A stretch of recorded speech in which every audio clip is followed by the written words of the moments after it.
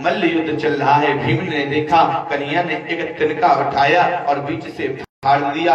भीम समझ गया। भीम ने उठाया जरासंध को, दोनों पैरों को पकड़कर और फाड़कर फेंक दिया। अब तो जो जरासंध है ना, उसके जो दोनों धड़ अलग अलग हो गए थे, वो पुनः आकर जुड़ गए। अब तो भीम घबरा गया। जो जीवित रहते हुए इतना मार रहा था और जिसको मैंने अब मार दिया था, सोचो उसको कितना क्रोध आएगा, कितना मारेगा। उसने पुनः गोविंद की तरफ देखा। गोविंद बोले, भैया पहले पूरी तरीके से देख तो लिया करो। मेरे गोविंद ने तिनका को फाड़ा और इधर वाले हिस्से को इधर फेंक दिया और इधर वाले हिस्से को इधर फेंक दिया। दोनों में युद्ध हो गया। अब भीम ने जरासंध की एक जंघा में पैर रखा, दूसरे से चीरकर इधर के हिस्से को इधर फेंक दिया और इधर के हिस्से को इधर फेंक दिया और उसका उद्धार हो गया। बोलो कृष्ण कन्हैया लाल की जय। और यज्ञ प्रारंभ हो गया। इधर अर्जुन ने कहा कि सर्वप्रथम हम कन्हैया को पूजेंगे। शिशुपाल बोला, तुम इसको कैसे पूजोगे, तो ग्वालिया है, ये है, वो है, फलाने ठिकाने हैं। कन्हैया बोले, देख शिशुपाल, तू जितना चाहे मुझको कुछ भी बोल दे, लेकिन 100 से ऊपर अगर तूने एक भी गाली मुझको दी तो मैं तेरा वध कर दूंगा। कन्हैया की दूर के रिश्ते में एक बुआ लगती है, उनको वचन दिया था कि किसी संत ने बताया कि ये जो शिशुपाल है ना, इसके 4 हाथ थे जब ये पैदा हुआ। तो संत ने कहा था, जिसके छूने से इसके 2 हाथ अदृश्य हो जाएंगे, चले जाएंगे, ये समझ लेना उसी के हाथों से इसकी मृत्यु होगी। मेरे कन्हैया मिलने के लिए गए और जैसे ही शिशुपाल को उठाया, शिशुपाल के दोनों हाथ हट गए।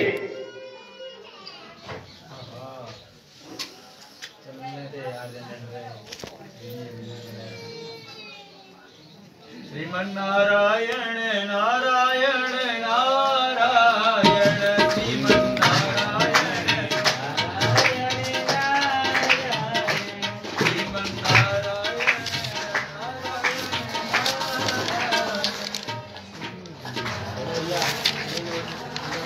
नारायण। बोले वृंदावन बिहारी लाल की जय। बोलो राधे राधे राधे। जोर से बोलो। कैसे? राधे। अब तो समझ में आ गई। समझाते समझाते आज 7 दिन हो गए, तब समझ में आई खड़े ही वासन के कि राधे कैसे बोली जाती है। चलो अच्छी बात है, कुछ तो समझ में आई। चलो हम भी सोचेंगे हमारा कथा सुनाना सार्थक हो गया। तो मेरे गोविंद ने जैसे ही शिशुपाल को उठाया, उसके 2 हाथ अदृश्य हो गए। बुआ नहीं समझ गई कि कन्हैया के हाथ से ही मेरे पुत्र का वध होगा। कन्हैया की बुआ ने कन्हैया से वरदान मांगा, गोविंद तुम मेरे पुत्र को मत मारना। कन्हैया बोले, बुआ जो विधि ने लिख दिया वो तो होना ही है, लेकिन मैं आपको वचन देता हूं, मैं इसकी 1 2 3 4 10 20 नहीं, मैं इसकी पूरी 100 गलतियों को माफ करूंगा। अगर ये 100 से 1 भी गलती आगे बढ़ी तो मैं इसका वध कर दूंगा। आज शिशुपाल ने मेरे कन्हैया को नाना प्रकार की गाली दी, तो दुष्ट है तू, गौपालक है तू, ये है वो है। आज मेरे गोविंद ने जैसी 100 से 100 हुई, मेरे गोविंद ने सुदर्शन को आदेश दिया और सुदर्शन ने आकर शिशुपाल का वध कर दिया। शिशुपाल का वध कर दिया और मेरे गोविंद की सर्वप्रथम पूजा हुई। सभी का काम बांटा गया। भैया आप सभी अपना अपना काम ले लो। द्रौपदी जी को काम दिया गया कि आप सभी को भोजन कराओगी, और भीम को काम दिया गया, भैया आप रसोईया संभालोगे, आप भोजन बनवाओगे। क्यों? क्योंकि भीम ज्यादा खाता है, और जो ज्यादा खाता है ना, अगर उसके हाथ में रसोई दे दी जाए तो बरकत रहती है, कमी नहीं पड़ेगी, क्योंकि वो अपने खुराक के अनुसार चलता है। मैं 10 रोटी खाता हूं तो हो सकता है सामने वाला 8 खाता होगा, और अगर 2 रोटी वाले के हाथ में दे दी ना तो 3 और 4 रोटी से ज्यादा तो सोच ही नहीं सकता है कि जब 2 रोटी में मेरा पेट भर जाता है तो सामने वाला 4 खा लेगा। तो भीम को रसोईया दी, द्रौपदी को परोसाई का जुम्मा दिया गया। क्यों? क्योंकि माँ है, और जितना बढ़िया हमारी माताएं खवा सकती है ना, हमारी बहनें सब खवा सकती है ना, उतना बढ़िया पुरुष नहीं खवा सकता। एक पूरी देने के बाद पंगत में देखो ना, पंगत में क्या कहने लग जाते हैं हमारे भैया लोग, हाजी लोगे, हाजी लोगे, हाजी लोगे, लोग अभी तो 2 पूरी दी है भैया, लोगे लोगे करवे लग गो तू तो। और जो हमारी माताएं होती है ना, हम शाम को जब भोजन करते हैं ना, तो आकर जबरदस्ती पेट भर जाता है, फिर भी जबरदस्ती 1 रोटी एक्स्ट्रा आ जाती है। ये लो, अरे नहीं नहीं बस बस, ये हमारे नाम की है, ये हमारे नाम की ले लो। जबरदस्ती हाथ को हटाकर 1 रोटी और रख देती हैं। इसलिए माताओं को जिम्मेदारी दी गई, द्रौपदी जी को जिम्मेदारी दी गई, आप परोसाई करो। और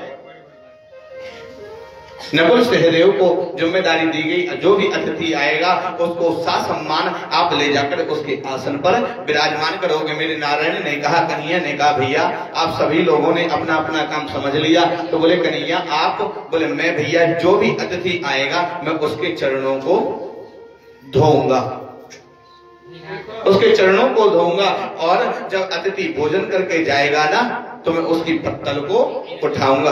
अरे नहीं कन्हैया आप इतना छोटा सा काम, अरे भैया ये छोटा सा काम है, न जाने कौन सा संत कौन सा महापुरुष आ जाए और मुझे उसके चरण धोने को मिल जाए, मेरा तो जीवन का उद्धार हो जाएगा।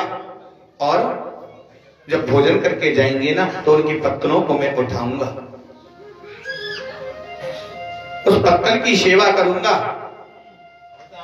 और पत्तल सेवा का बहुत ही बड़ा महत्व है, अगर समझाने लग जाऊं ना 2 घंटे निकल जाएंगे।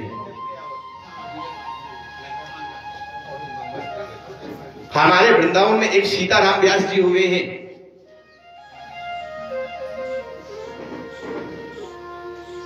जयपुर के महाराज थे, उनके यहां मंत्री थे, और वृंदावन आए शास्त्रार्थ करने के लिए। किनसे? हरिवंश महाप्रभु से, जिनने श्री राधा वल्लभ की उत्पत्ति की है। हरिवंश जी से, और आकर बोले मैं आपसे शास्त्रार्थ करना चाहता हूं। और उस समय हरिवंश जी महाराज अपने ठाकुर के लिए प्रसाद बना रहे थे, लकड़ियां लगा रहे थे। जैसे उन्होंने कहा मैं शास्त्रार्थ करना चाहता हूं, उनने उस अग्नि में जल डाल दिया और बैठ गए। इतना देखते ही वो सीताराम पिंड, जो सीताराम व्यास जी हैं, उन्होंने देखा कि हरिवंश महाप्रभु ने जो खाना पक रहा है उसमें अग्नि में जल डाल दिया। समझ गए। कहते हैं ना कि जो ज्ञानी होता है ना उसको इशारा ही काफी होता है। क्या समझे? समझ गए कि मेरे कहते हैं कि मैं तुमसे शास्त्रार्थ करना चाहता हूं। इनने उस जल को डालकर मुझे हरा दिया। क्यों?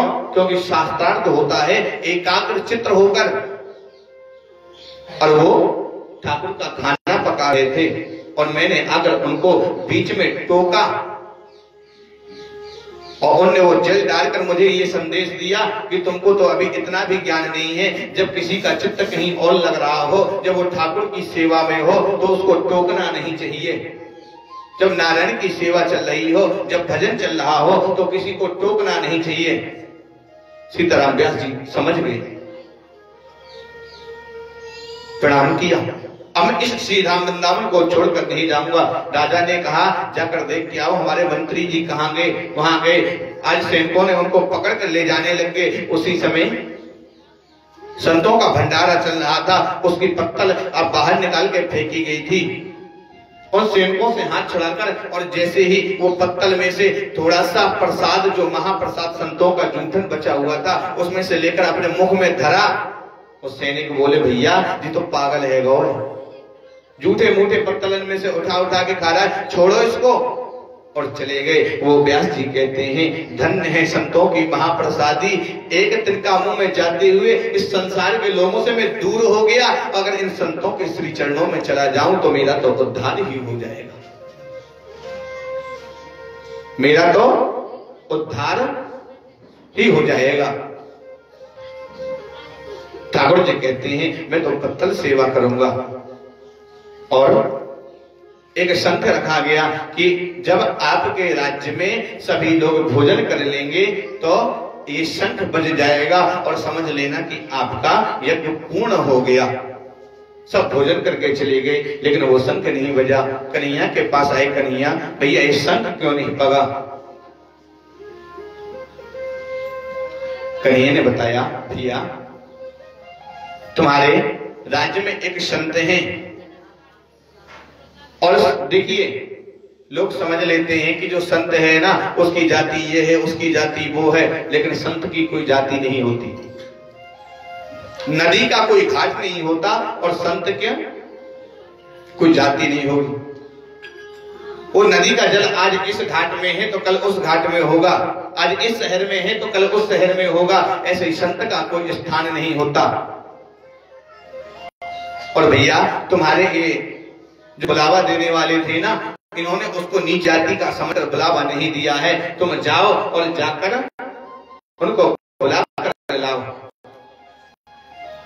आज पांचों पांडव द्रौपदी जी को लेकर जैसे हुसैन के पास हाथ जोड़कर कहा भगवान आप आइए और प्रसाद पाकर हमारे यज्ञ को सफल बनाइए।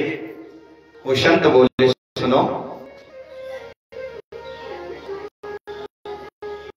मैं तुम्हारे साथ नहीं जा सकता। क्यों? मैंने प्रण किया है कि अगर मैं भजन के बीच में किसी का भोजन करूंगा तो उसको कम से कम 100 यज्ञ, जिसने 100 यज्ञ किए हो मैं उसके पास जाकर भोजन करूंगा। द्रौपदी मैया मुस्कुरा गई। संत कहते हैं देवी कैसे मुस्कुरा रही हो? आज द्रौपदी मैया बहुत ही सुंदर बात कहती हैं। क्या? कि संत मिलन को चालिए छोड़ कपट जंजाल, ज्यों ज्यों पर आगे रखे कोटनिया के समान। संत मिलन को चालिए छोड़ कपट व्यवहार, और जब आगे रखे होटन यज्ञ समान। तो बाबा मैं तो आपसे मिलने के लिए न जाने कितने पग रखकर आई हूं, तो क्या मैंने जो सुना है वो गलत है? जो शास्त्रों में लिखा है वो गलत है? संत भगवान बोले देवी तुम सत्य कहती हो, मैं मेरे साथ चलने के लिए तैयार हूं। भगवान आए, उन्होंने प्रसाद ग्रहण किया और पांडवों का जो यज्ञ था वो सफल हुआ। मैं कन्हैया ने कहा अब मैं द्वारका के लिए जा रहा हूं। कन्हैया द्वारका में आ गई। सुखदेव जी कहते हैं राजन जब मेरे गोविंद का उद्धार करके वसुदेव जी ने आज सुरक्षा के लिए संदीपन मुनि के यहाँ कन्हैया को भेजा ना, तो मेरे कन्हैया के एक बहुत ही सुंदर मित्र बने।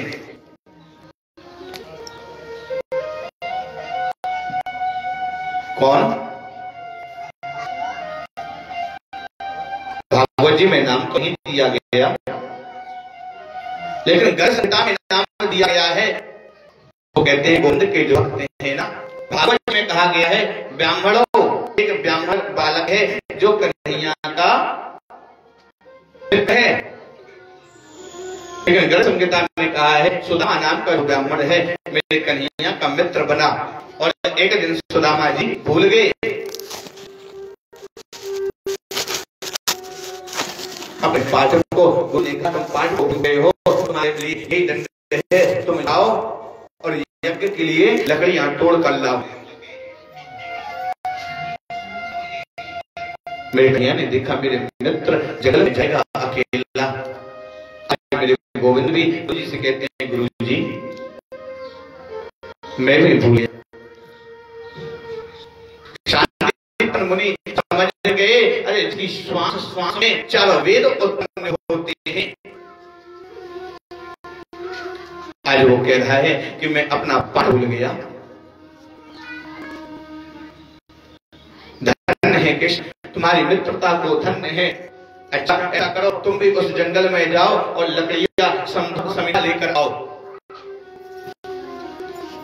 अरे कृष्ण अपने मित्र के साथ जंगल में समिधा लेने के लिए चल दिए। गुरु माता ने कहा, सुनो, मैं तुम दोनों को एक एक मुट्ठी बना देती हूँ, ले जाओ, और जब लगे ना तो खा लेना। मेरे बच्चे चढ़े सूखी लकड़ियों को काटने के लिए। श्यामा को बहुत जोर से भूख लगी। ये सारी कथा आप जानते हो, लेकिन एक चीज और बताऊं। संत कहते हैं वो जो चने थे ना, वो एक अंधी बुढ़िया थी, उसके उपचार वो लेकर आई थी, और एक जो चनों को चुरा कर ले आया। उस बुढ़िया ने, जिसके नेत्र नहीं है, उसने कहा मेरे वो मैं सुबह भूखी हूँ, बेचारा कर लाई थी, मेरे चने लेकर चले गया, मैं उसको श्राप देती हूँ, जो भी खाएगा वो दरिद्र हो जाएगा। आज सुदामा जी ने सोचा ये चना कहीं मेरे कन्हैया किया, क्यों? वही चना उसने ले जाकर व्यापारी के यहाँ बेचे। उस व्यापारी के यहाँ से वो चने सांदीपन मुनि के यहाँ आए, और सांदीपन मुनि के पत्नी ने वो चने उठाकर कृष्ण और सुदामा को दिए।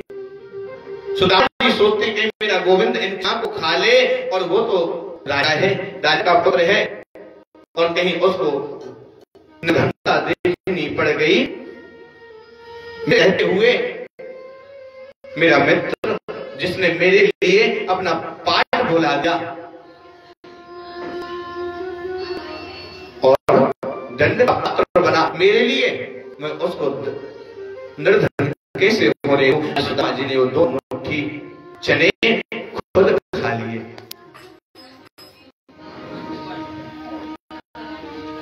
मेरे कन्हैया पर कहते हैं कि हक के पाया खाएंगे यही मिलेगी सीख। क्या हक पराया खाएंगे यही मिलेगी सीख, कि हो भिखारी जाए और दर दर मांगो। खाओगे तो तुम्हारा कभी कल्याण नहीं होगा। नाना प्रकार की बीमारी तुम्हारे घर में आकर दर की भूख नहीं खानी पड़ेगी। कभी डॉक्टर के यहाँ, उस डॉक्टर के यहाँ, कभी किसी के यहाँ, कभी किसी के यहाँ। सुखदेव जी कहते हैं, राजन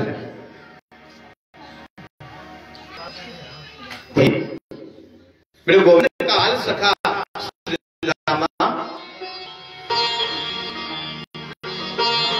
उस श्राप के कारण आज निर्धन है। बहुत से लोग कहते हैं कि सुदामा दरिद्र है। दरिद्र किसे कहते हैं? दरिद्र किसे कहते हैं? कि जिसके पास नहीं होता वो दरिद्र होता है,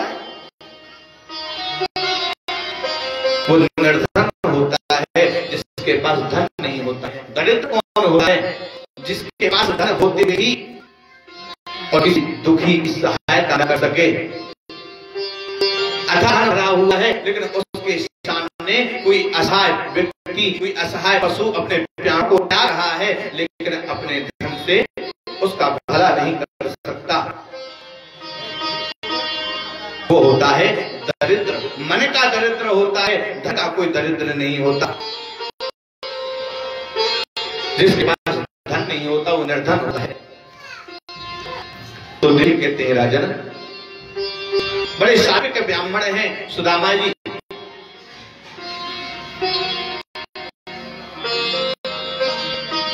कुछ मिल जाए, भिक्षा मांगने जाते हैं, 3 घर से चौथे घर नहीं जाते, मिल जाए तो ठीक, नहीं तो ठाकुर का नाम लेते हैं और पानी पीकर सो जाते हैं।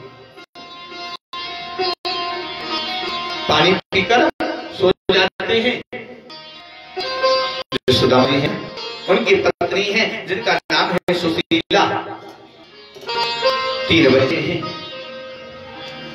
सुशीला मैया भी जैसे पति हैं, सर्व संपन्न हैं, देखती हैं मेरे पति भिक्षा में कुछ नहीं लाए, कोई बात नहीं,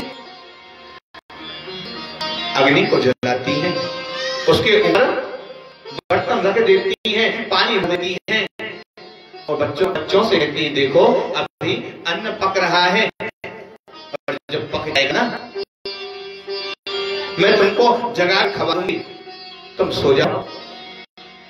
बच्चों को सुला दी, कोई बात नहीं, आज नहीं तो कल, जब कल आएगा मेरे पति जब कहीं से भिक्षा कर लाएंगे तो मैं अपने बच्चों का पेट, अपने बच्चों की उदर की पूर्ति कर दूंगी। इतनी सुशीले हैं। एक दिन सुदामा जी कीर्तन करने के लिए मंदिर में गए, एक संत